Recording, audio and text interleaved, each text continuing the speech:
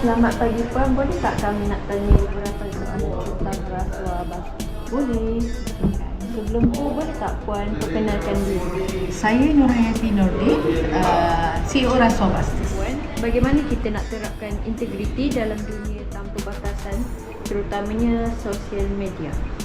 Okey, baik. Pertamanya, kita kena tahu dulu dengan apa dan dengan siapa kita berurusan. Maknanya, kita kena faham apa itu social media dan apa fungsi social media sebenarnya dan kenapa kita menggunakan social media in the first place. Maknanya, apabila kita tahu tentang purpose atau tujuan mengapa social media itu perlu ada atau kenapa ianya penting, maka integriti ataupun sebab yang membawa kepada nilai-nilai baik dalam kita menangani social media itu akan menjadi lebih baik.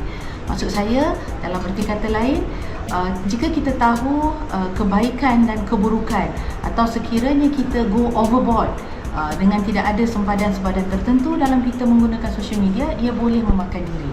Begitu juga sekiranya kita boleh memanfaatkan social media itu, maka dia akan menjadi satu tools ataupun alat yang boleh membantu kita memperbaiki diri kita, keluarga kita dan komuniti kita secara keseluruhannya.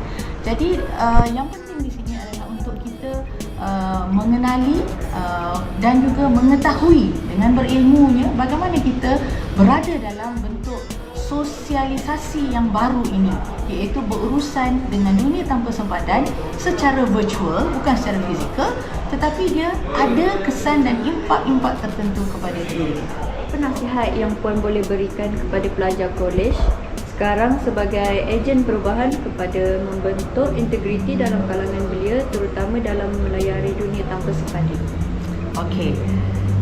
Nasihatnya sebenarnya anak-anak berdepan dengan satu bentuk pembangunan ataupun evolusi dunia baru yang akan berkembang dan berkembang. So bagaimana kita merespon kepada dunia tanpa sempadan ini ataupun sistem cyber yang kita sedang berhadapan pada hari ini, itu adalah lebih penting. Bermakna apa yang kita perolehi ataupun apa yang kita cipta untuk dihantar ke social media kita itu adalah di bawah tanggungjawab kita. Nasihat saya adalah bertanggungjawablah kepada diri kita, kepada keluarga kita, kepada komuniti dan kepada agama dan juga negara kita. Dan ini amat penting. Sekiranya kita boleh pegang kebertanggungjawaban ataupun accountability ini, maka kita akan sentiasa hidup dengan berhati-hati. Dan kita yakin bahawa kita bukan diawasi semata-mata oleh manusia, tetapi kita juga diawasi oleh Tuhan. Dan tindakan kita sebenarnya bukan sahaja akan memberi implikasi kepada diri kita, tetapi juga dia akan menyebabkan implikasi yang besar kepada banyak pihak lain. Dan implikasi seperti ini adalah merugikan.